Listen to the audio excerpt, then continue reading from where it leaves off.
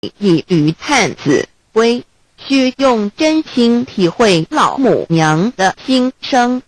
末节时期，把握经现效圣法前，不畏考验，坚守愿解共赴龙华。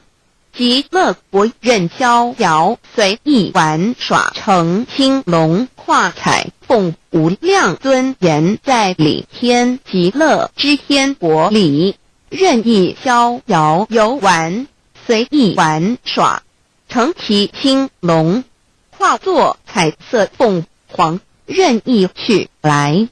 显现无量尊贵与庄严。不惧寒，不惧暑，无数无管，无阴阳对待，至理纯然理天，无寒暑冷热，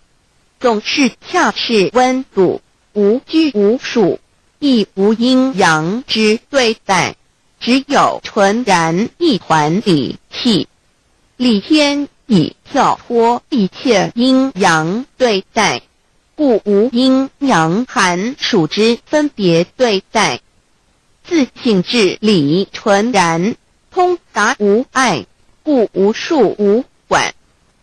暇无事，任遨游先天妙境，门卷来或下棋，或将琴弹弦，暇无事则任意遨游，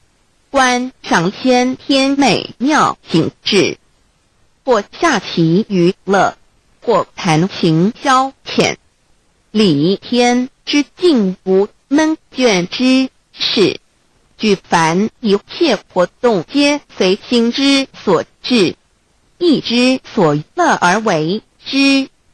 吃的是仙桃果琼浆玉一川的